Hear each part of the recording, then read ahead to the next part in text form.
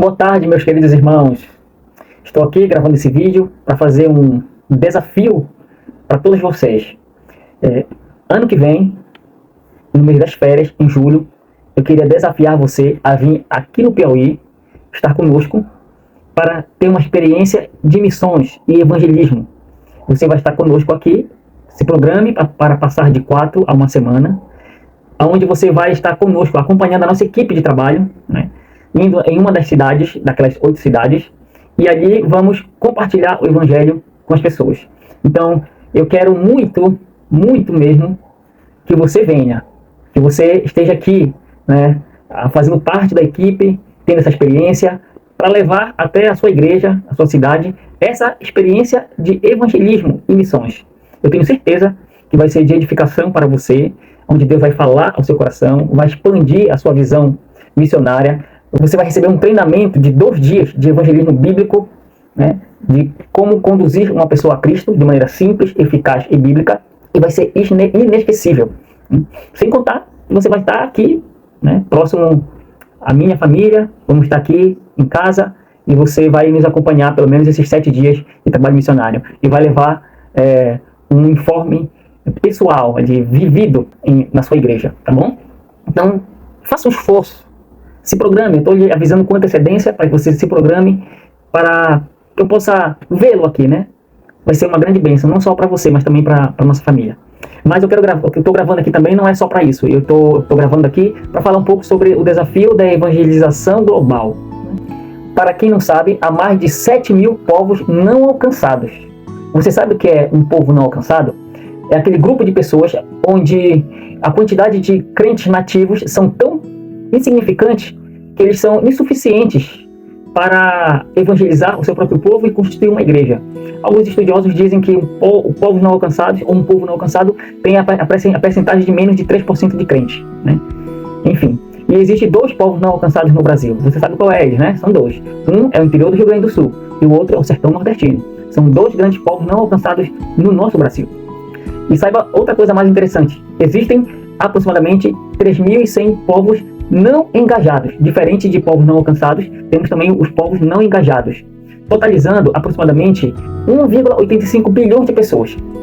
Então ali, que um povo não engajado é aquele grupo de pessoas que a igreja ainda nem pensou em alcançar, em evangelizá-los, né? Então nós temos ali aproximadamente mais de 1,5 bilhão de pessoas. São 3.100 povos, né, não engajados. Que tarefa, né, irmãos? Que desafio nós temos. Mais de 3,4 bilhões ainda não ouviram sobre Jesus Cristo no mundo todo.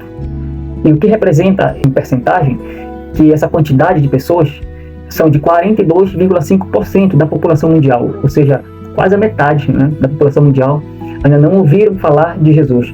Sem contar com aqueles que nós poderíamos dizer que ainda não ouviram falar do verdadeiro evangelho de Jesus, porque até mesmo na nossa cidade, né, pode haver igrejas que não propagam o verdadeiro evangelho, né?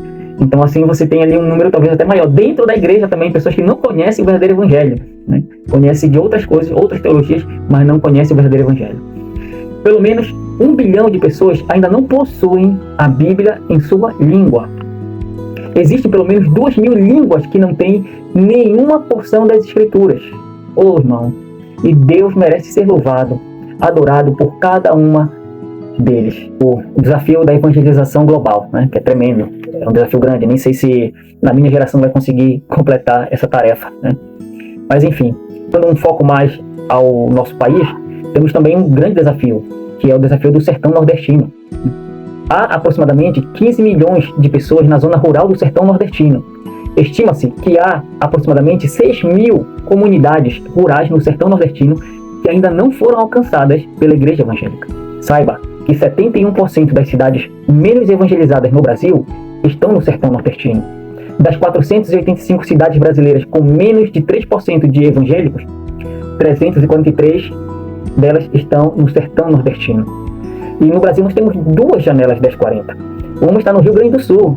Tem cidades no Rio Grande do Sul que tem menos de 2% de crente, menos de 1% de crente. Ou seja, é um povo não alcançado. E temos também o sertão nordestino, que também é considerado um dos maiores povos não alcançados no Brasil, formando então a segunda grande janela das 40 no Brasil. Okay? O estado do Piauí é o estado mais católico do Brasil, com 77,4% de católicos. É o estado menos evangelizado do Brasil e o estado com menos igrejas evangélicas. Para que você tenha uma noção, o Pará tem aproximadamente 459 igrejas para cada 100 mil habitantes. O Piauí tem menos de 20 igrejas para cada 100 mil habitantes. O conhecimento que todas essas pessoas têm de Deus é o suficiente para levá-las para o inferno. E o Evangelho de Deus, Jesus Cristo, é suficientemente poderoso para salvá-los. Ou seja, precisamos olhar com mais carinho para essas duas regiões, tanto o interior do Rio Grande do Sul quanto o sertão nordestino, e tentarmos dedicar um esforço maior para que o Evangelho alcance todos esses lugares. E atualmente, nós batistas missionários somos 1.914 missionários batistas em 89 países. Nossa motivação para a evangelização global, para a evangelização nacional, é o que eu defino como o que John Piper diz no seu livro. Né? Para quem não conhece, o livro de John Piper se chama Alegre Seus Povos, e ali ele defende uma tese onde que a motivação do missionário não é na salvação do homem, e sim na adoração, na glória de Deus, na adoração a Deus. E eu quero ler com você aqui um pedacinho, um trecho desse livro dele. Eu vou lhe mostrar. O livro se chama, esse aqui, eu quero ler aqui o capítulo 1, onde eu grifei de verde. Eu quero ler aqui esse trecho para que você possa pensar, né? E quando você que é vocacionado, ou você que quer vir para o campo missionário, tenha a motivação correta. Busque a motivação correta para que o nome de Deus seja devidamente honrado. Diz assim, eu vou ler aqui, abre aspas. As missões não são o alvo fundamental da igreja. A adoração é. As missões existem porque não há adoração. A adoração é fundamental, não as missões. Porque Deus é essencial, não o homem. Quando esta era se encerrar e os incontáveis milhões de redimidos estiverem perante o trono de Deus, não haverá mais missões. Elas são uma necessidade temporária. A adoração, porém, permanece para sempre. E um dos versículos mais importantes para um missionário é Mateus, capítulo 24, versículo 14. Diz assim: E este evangelho do reino será pregado em todo o mundo, em testemunha a todas as gentes, e então virá o fim. Se você quer que Jesus venha, volte logo, então se esforce. Invista tempo, recursos para pregar o Evangelho onde o Evangelho ainda não chegou. Tanto no mundo todo, como também dentro do Brasil. Como, especificamente falando, no interior do Rio Grande do Sul e no sertão nordestino. Você quer então que Jesus Cristo venha logo? Então se dedique a influenciar pessoas com a motivação correta sobre a evangelização global e evangelização nacional. E que essas pessoas motivadas possam ter os recursos necessários para chegar a esses lugares e desenvolver um projeto de plantação de igrejas. Então, pense nisso. E um dos outros versículos, que para mim também é importante para o missionário, está em Salmos, de número 96, versículo 2 e 3. Diz assim: Cantai ao Senhor, bendizei o seu nome, proclamai a sua salvação dia após dia, anunciai entre as nações a sua glória, entre todos os povos as suas maravilhas. Então, o alvo, a motivação da evangelização é justamente esse. É a glória de Deus, é anunciar as maravilhas de Deus, é anunciar a Jesus Cristo, para que o Pai seja glorificado. Como diz as Escrituras, o Pai é glorificado quando o Filho é anunciado. E quando nós anunciamos a beleza e a maravilhosa obra de salvação do Filho, quando ela é demonstrada, o Pai é glorificado. De alguma maneira, meu irmão, esses dois versículos, eles fazem conexão com o texto de Apocalipse, capítulo 5, versículo 9 e 10, que diz assim: E eles cantavam um cântico novo.